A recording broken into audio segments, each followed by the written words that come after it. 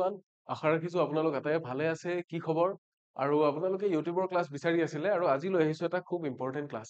যিসকলে টেট দিবলৈ গৈ আছে টেটৰ বাহিৰেও যদি বেলেগ কিবা কম্পিটিটিভ এক্সামো দিবলৈ গৈ আছে তেতিয়াহ'লে আপোনালোকৰ কাৰণে ইউজফুল হ'ব এইটো এক্সাম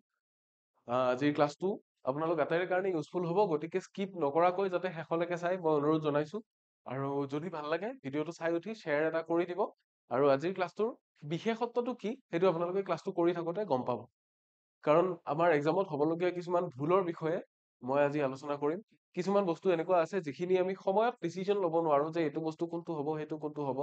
কিয় ডিচিজন ল'ব নোৱাৰো সেইখিনিৰ বিষয়ে কথা পাতিম গতিকে এইখিনি বস্তু যাতে এভয়েড নকৰাকে শেষলৈ যাতে চাই গাটো অলপ বেয়া হৈ আছে গতিকে মই অলপমান ভইচটো মোৰ ডাউন হৈ আছে মই অলপ লাহে লাহে কম আই হোপ আপোনালোকে বুজাত তথাপিতো বেছি অসুবিধা নহয় আৰু যদি শেষলৈকে চাই পেলাই ভাল লাগে তেতিয়া শ্বেয়াৰ কৰি দিব আজি ক্লাছটোলৈ আপোনালোক আটাইকে স্বাগতম জনাইছো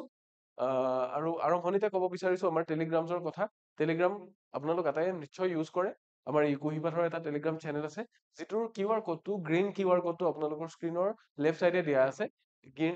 সেইটো কিউআৰ কোড স্কেন কৰি আমাৰ ইকুহিপাঠ অফিচিয়েল টেলিগ্ৰাম চেনেলটোত জইন কৰিব পাৰে জইন কৰিলে আপোনালোকে আমাৰ বিষয়ে আপডেটেড হৈ থাকিব কেতিয়া কোনে কোনটো ক্লাছ লয় আৰু আমাৰ কোৰ্চবিলাক কেতিয়া আমি কি কোৰ্চ লঞ্চ কৰো কোনটো এক্সামৰ কাৰণে সেই গোটেইখিনি বস্তু জানিব লগতে আপোনালোকৰ স্ক্ৰীনৰ ৰাইট চাইডে আছে মোৰ নিজৰ চেনেলৰ কিউআৰ কোড যিটো পিংক কিউআৰ কোড এটা আছে ইমন ছাৰ টিচেছ বুলি চেনেলটোৰ আপোনালোকে যদিহে চেনেলটোত এই পৰ্যন্ত জইন নাই কৰা তেতিয়াহ'লে জইন কৰি ল'ব পাৰে মোৰ এই ক্লাছটো হৈ যোৱাৰ পিছত ইয়াৰে পিডিএফটো আপোনালোকে সেই চেনেলটোত লাভ কৰিব মোৰ ৰেগুলাৰ কেতিয়া কেতিয়া ক্লাছ থাকে আপোনালোকে ক্লাছৰ ডিটেইলছবিলাক তাতে পাব আৰু লগতে ডেইলি আৰু উইকলি বেচিছত কিছুমান বিশেষ ধৰণৰ কুইজ পাই থাকিব মোৰ চেনেলটোত জইন কৰা মানুহৰ সংখ্যা যোৱা কিছুদিনৰ ভিতৰত বহুতো বাঢ়িছে গতিকে আপোনালোকে এতিয়াতে জইন কৰিলে কৰি ল'ব পাৰে লগতে ইকুহিপাঠ অফিচিয়েল চেনেলটোত জইন কৰিব বুলি আশা ৰাখিছো টেলিগ্ৰামৰ কথা ইমানেই এতিয়া আমি চিধা ক্লাছৰ ফালে যাওঁ কেইটামান দৰকাৰী কথা লৈ আনিছো চাওক যে আমি সাবজেক্ট ভাৰ্ব এগ্ৰিমেন্টৰ ক্ষেত্ৰত বা প্ৰেপজিশনৰ ক্ষেত্ৰত কেতিয়াবা কি কৰোঁ অলপমান শুদ্ধ উত্তৰটো টিক কৰিবৰ কাৰণে আমাৰ অলপমান মাইণ্ডত কনফিউজন হয় ইয়াতে কি লিখা আছে চাওক we often get stuck when it comes to using the proper subject verb agreement with the determiners sorry etu type কৰোতে ভুল হৈছে determiners like either and neither the subject verb agreement with neither nor and either or depends on whether the subjects connected by this conjunction are singular or plural গতিকে either or বা neither nor আমি যেতিয়া কিবা এটা তেনেকুৱা বহুৱাও তাৰে পিছত কি থাকে either অমুক or অমুক তাৰ পিছত যে কি থাকে dash দিয়া থাকে তাৰ পিছত are হা আৰু কি কি দিয়া থাকে is have has এইবিলাক দিয়া থাকে এইবিলাক কোনটো হ'ব কোনটো নহ'ব সদায় কিহৰ ওপৰত ডিপেন্ড কৰে যিকেইটা সাবজেক্ট দিয়া আছে either or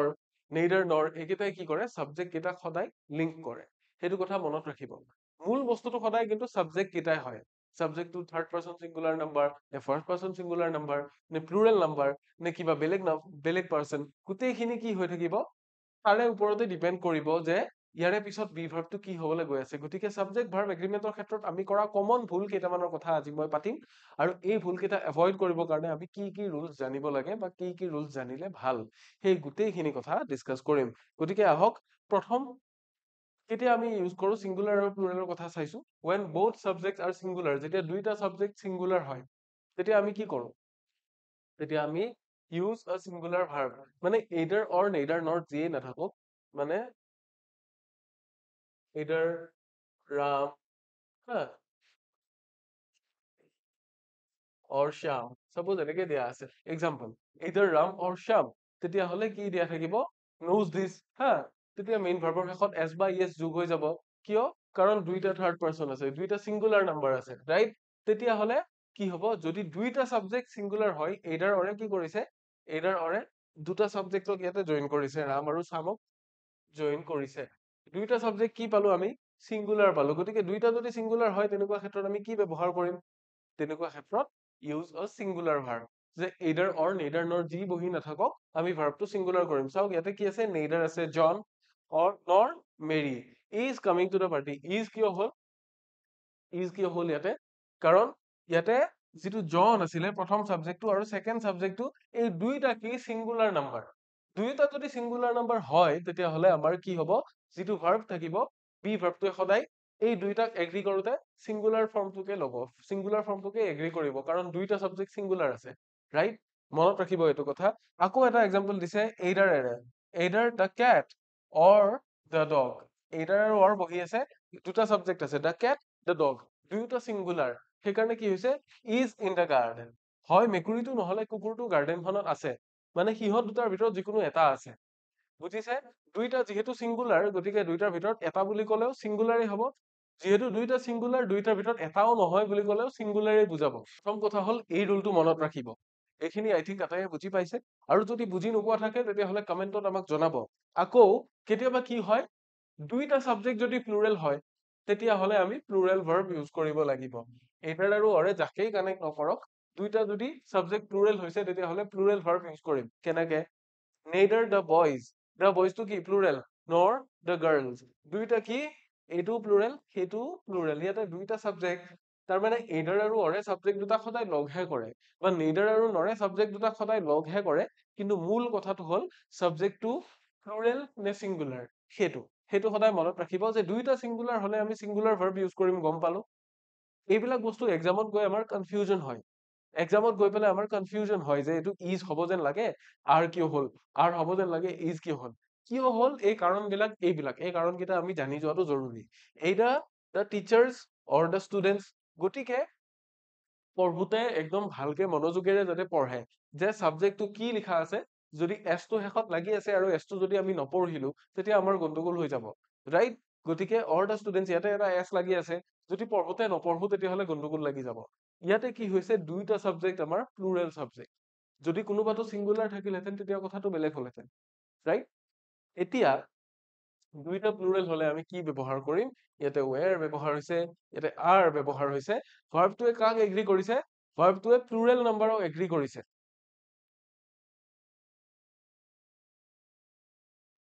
এতিয়া ইয়াৰে বাহিৰে আৰু কিবা ৰুল আছেনে? when one subject is singular and the other is plural, তেতিয়া আমি কি কৰিম? এইটো ৰুলৰ কথা মনত ৰাখিব, এইটো ৰুলক কি বুলি কয়? প্ৰক্সিমিটি ৰুল বুলি কয়। যেতিয়া এটা সাবজেক্ট সিঙ্গুলাৰ আৰু আনটো প্লুৰেল, তেতিয়া আমি সদায় কি কৰিম? ভাৰ্বটো যিটোৰ আটাইতকৈ ওচৰত আছে, ভাৰ্বটোৱে সেই সাবজেক্টটোক এগ্ৰি কৰিব। তাৰ মানে এনেকুৱা কিছুমান আহে,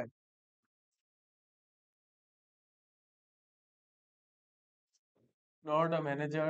sorry, প্ৰথমটো neither হ'ব লাগিছিলে,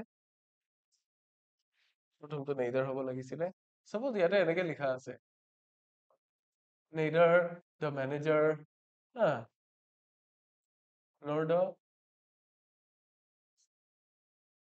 employees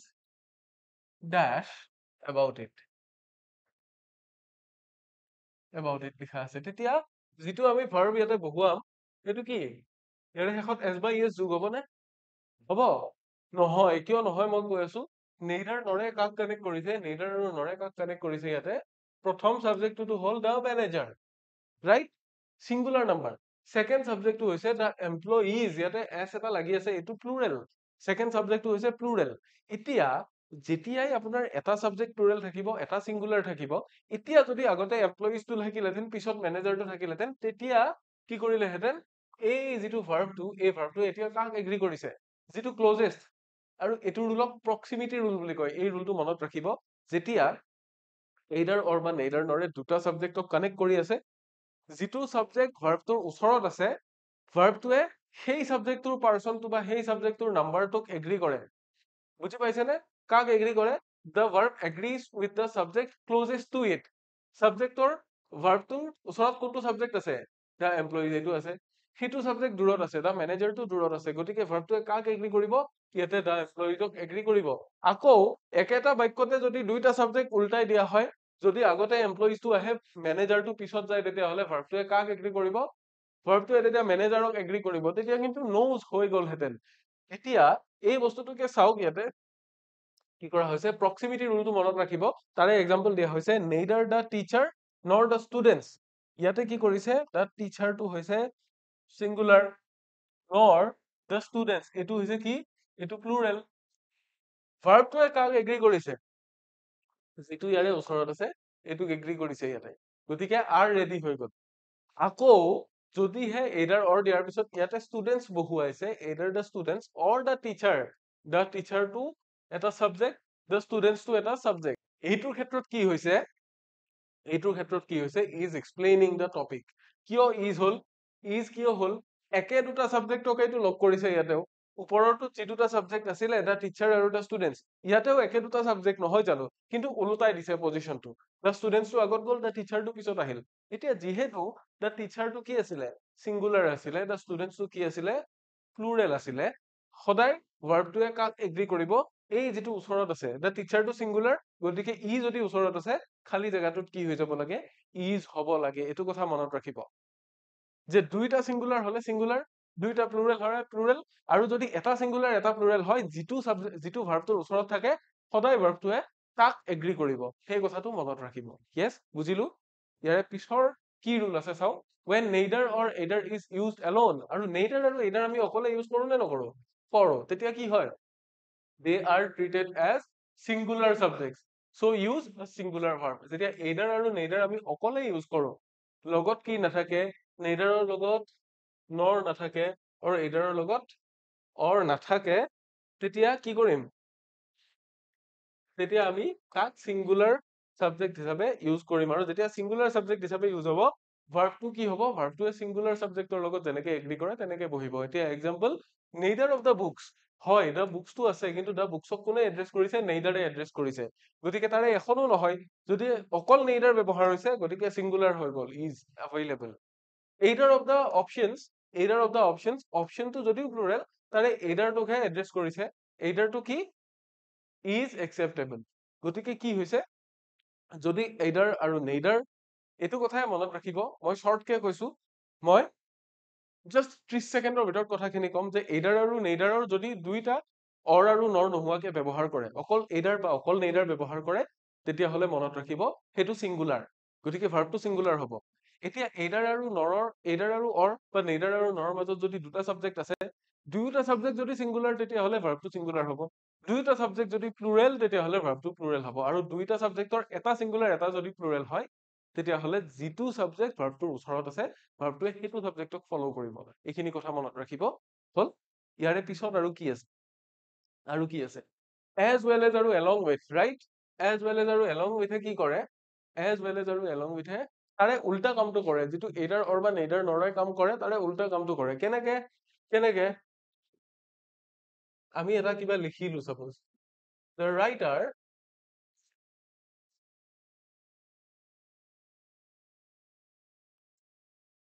along with কি his works তেওঁৰ লিখা বা তেওঁৰ কিতাপ খিনিৰ সৈতে ৰাইটাৰজন কিবা বস্তুৰ সৈতে along with টোৱে কি কৰিছে দুইটা সাবজেক্টক লগ কৰিছে যে তাৰ ৰাইটাৰ আৰু his works দুইটা সাবজেক্টক লগ কৰিছে কিন্তু সদায় মনত ৰাখিব যেতিয়া along with বা as well as লগ কৰে সদায়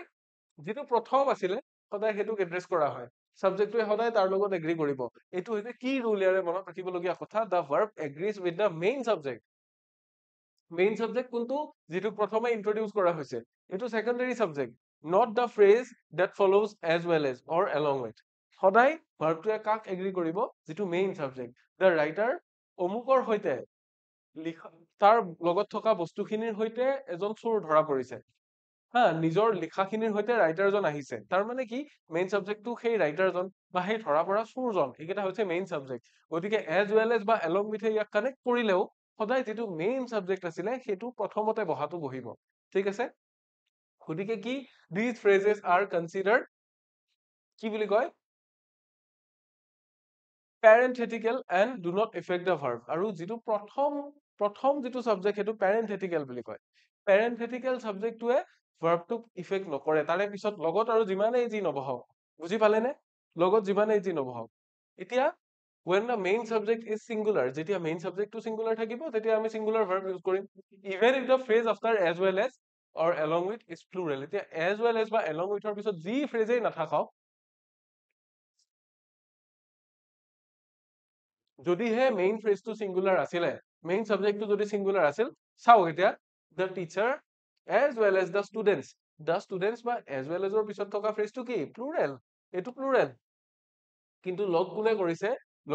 as well as গতিকে প্ৰথম প্ৰায়োৰিটিটো কোনে পাব the teacher যেটো প্ৰথম বহিছিলে এটো সাবজেক্ট parenthetical হ'ব আৰু সি যদি প্ৰায়োৰিটিটো পায় তেতিয়া হলে টিচাৰ জনে প্ৰায়োৰিটিটো পালে কি হ'ব এটো third person singular number obviously is হৈ যাব আকৌ the cat আছে কি along with its kittens kittens মানে হৈছে মেকুৰীৰ পোৱালি কেইটা মেকুৰীটো নিজৰ পোৱালি কেইটাৰ সৈতে কি was sleeping on the couch সোফাত কিয় শুই আছিলে বা সোফাত শুই আছিলে কোন শুই আছিলে মেকুৰীটো পোৱালি কেইটাও লগত আছিলে কিন্তু মেইন যিটো সাবজেক্ট যিটোৱে প্ৰায়োৰিটি পাব সেইটো হৈছে মেকুৰীটো যদিও বা along with দিয়া আছে along with থাকিলেও কিন্তু কানেক্ট হে কৰিব along with ফ্ৰেজটোৰ লগত বা বেলেগ সাবজেক্টৰ লগত কিন্তু প্ৰায়োৰিটিটো সদায় প্ৰথম যিটো সাবজেক্ট আছে প্ৰথম সাবজেক্টটোৱে পাব এই কথাষাৰ মনত ৰাখিব পালো এটা ইম্পৰ্টেন্ট ৰুল আৰু কি আছে when the main subject is plural আৰু যদি main subject টো plural হয় তেতিয়া কি হ'ব the kittens টো যদি main subject হ'লহেঁতেন তেতিয়া হ'লে use a plural verb তেতিয়া হ'লে verb টো plural verb use কৰিলে হ'ল regardless of what follows as well as or along with যে as well as বা along with ৰ পিছত যিয়েই নাহক যদি main subject টো কি আছিলে plural আছিলে তেতিয়া হ'লে সদায় কি ব্যৱহাৰ কৰিব লাগিব তেতিয়া হ'লে সদায় plural হিচাপে ট্ৰিট কৰিব লাগিব plural verb use কৰক the students ইয়াতে plural হৈ আছে as well as their mentor mentor John singular হয় লগত ইফালে লগত বহি আছে কিন্তু কানেক্ট কিহে কৰিছে as well as কৰিছে এতিয়া কি হ'ব as well as যেতিয়া কানেক্ট কৰিছে their mentor টো এটা সাবজেক্ট the students টো এটা সাবজেক্ট ইয়াতে প্ৰায়োৰিটি পাব the students আৰু ই হৈছে plural গতিকে আমি সাবজেক্টটো হিচাপে verb টো ইউজ কৰিম verb টো কি হ'ব are হ'ব লাগিব ইয়াতে যদি is দিয়া যায় is যদি দিয়া যায় সেইটো ভুল হ'ব are টোহে সদায় ৰাইট হ'ব বুজি পালে সেইটোৱে preparing for the competition সবে কৰি আছে মেন্টৰেও কৰি আছে ষ্টুডেন্টছেও কৰি আছে কিন্তু প্ৰায়োৰিটিটো পাইছে ষ্টুডেন্টছে ঠিক তেনেকে the players along with the coach জন এজনেই কিন্তু প্লেয়াৰ্স ইয়াতে বহুত আছে গতিকে প্ৰথম সাবজেক্ট হিচাপে ই যদি প্ৰায়োৰিটি পায় অবভিয়াসলি প্লুৰেলৰ কি হ'ব have arrived হ'ব আদাৰৱাইজ এটো has arrived হ'লহেঁতেন কিন্তু আমি have arrived এই কাৰণে লিখিছো কাৰণ প্ৰথম যিটো সাবজেক্ট প্ৰথম সাবজেক্টটো কি প্লুৰেল অলৰাইট নেক্সট স্লাইডটোত কি কৈছে চাও এতিয়া don't confuse with and এতিয়া and টো এটা বেলেগ ৰাইট and টোৱেও কি কৰে and টো এটা কনজাংকচন and টোৱে দুটা সাবজেক্ট লগ কৰিব পাৰে and টোৱে দুটা সেন্টেন্সকো লগ কৰিব পাৰে এতিয়া as well as along with এইকেইটাৰ নিচিনা কাম and টোৱে কৰিব পাৰে নে নোৱাৰে and ইও পাৰে কিন্তু ইহঁতৰ এটা বেলেগ কেটেগৰী আৰু and টোৰ এটা বেলেগ কেটেগৰী গতিকে and টোৱে সিহঁতৰ নিচিনা কাম কৰিব বুলি যদি ধৰি লোৱা যায় as well as যেনেকে কি কৰিছিলে প্ৰথম সাবজেক্টটোৱে প্ৰায়োৰিটি পায় along with লিখিলে যেনেকে প্ৰথম সাবজেক্টটোৱে প্ৰায়োৰিটি পায় and লিখিলে কিন্তু সেইটো বস্তু নহয় কিয় unlike as well as or along with the conjunction and makes the subject compound হৈ যায় compound হলে কি হ'ব দুটা সাবজেক্টক যদি লগ কৰিছে যেনে the teacher and কি the student এতিয়া কি হৈ গল অলৰেডি দুইটা লগ হৈ গল ইয়াতে কম্পাউণ্ড এটা সাবজেক্ট বনাই দিলে দুইটাক মিলাই পেলাই যদিহে কম্পাউণ্ড সাবজেক্ট হৈ গল সি অলৰেডি প্লুৰেল হৈ গল আৰু সাবজেক্টটো প্লুৰেল হলে আমি অবভিয়াসলি কি কৰিব লাগিব প্লুৰেল ভাৰ্ব লিখিব লাগিব এতিয়া এই দুটা যাক এনটোৱে লগ কৰিলে এই দুটা সিঙ্গুলাৰে আছিল নে প্লুৰেলে আছিল মেটাৰ নকৰে কাৰণ দুটা হৈ যোৱা মাত্ৰকে হি প্লুৰেল হৈ গল ৰাইট গতিকে the teacher এইটোও সিঙ্গুলাৰত লিখা হৈছে ৰাইট the students এইটোও সিঙ্গুলাৰত লিখা হৈছে কিন্তু মাজত কি বহি আছে মাজত বহি আছে and গতিকে এইটো কি হৈ গল কম্পাউণ্ড হৈ গল দুইটা লগ লাগি পেলাই এটা প্লুৰেল সাবজেক্ট হৈ গল গতিকে are টোহে ইয়াতে শুদ্ধ হ'ব বুজি পালে নে এই ডিফাৰেন্সেস খিনি মনত ৰাখিলে আমি বহুতো কমন এৰৰছৰ পৰা হাত সাৰি থাকিব পাৰিম এক্সামৰ সময়ত যদি আমি এই ডিফাৰেন্সেস খিনি মনত ৰাখো যে কোনটো বহিলে কি হয় কোনটোৰ জায়গাত কোনটো হ'ব লাগে তেতিয়া আমি বহুতখিনি আমাৰ সাধাৰণতে কৰা ভুলৰ পৰা আমি হাত সাৰি থাকিব পাৰিম গ্ৰামাৰৰ ক্ষেত্ৰত এইখিনি সদায় মনত ৰাখিবলগীয়া কথা আৰু আই থিংক এইখিনিৰ বিষয়ে ইমান ডিটেইলছত কোনেও আপোনালোকক নকয় ৰুলছ বিলাকৰ বিষয়ে ইমান ডিটেইলছত কোনেও নকয় গতিকে এই ৰুলছ খিনি ফলো কৰিলে বহুত কেইটা সময়ত হৈ যাব পৰা বহুত ভুলৰ পৰা হাত সাৰি থাকিব পাৰিব গতিকে কথাখিনি এইখিনিয়ে আই থিংক আপোনালোকে ভিডিঅটো চাই ভাল পালে আই থিংক এইখিনি ৰুলছ আপোনালোকৰ কাৰণে কামত আহিব বা ৰুলছ খিনি ভাল পালে যদিহে ভাল পালে তেতিয়াহ'লে শ্বেয়াৰ কৰিব যদি প্ৰথমবাৰ আমাৰ ভিডিঅ চাইছে তেতিয়াহ'লে অবভিয়াসলি চেনেলটো সাবস্ক্ৰাইব কৰিব আৰু ৰিমাইণ্ডাৰ এটা দিব যাতে আমি যেতিয়াই ভিডিঅ আপলোড কৰো আপোনালোকে গম পায় লগতে ক্লাছৰ আৰম্ভণিতে দিয়া টেলিগ্ৰাম চেনেল কেইটা জইন কৰিব ই কুইপাথ আৰু ইমন স্যাৰ টিচেছ তেতিয়া আমাৰ ক্লাছ বিলাক কেতিয়া হয় কোনে কি ক্লাছ লয় গোটেইখিনি ডিটেইলছ আপোনালোকে গম পাই থাকিব সো আজিলে ক'বলগীয়া এইখিনিয়ে আশা ৰাখিছো ইয়াৰ পিছৰ ক্লাছত আপোনালোকক পুনৰ লগ পাম until next time take care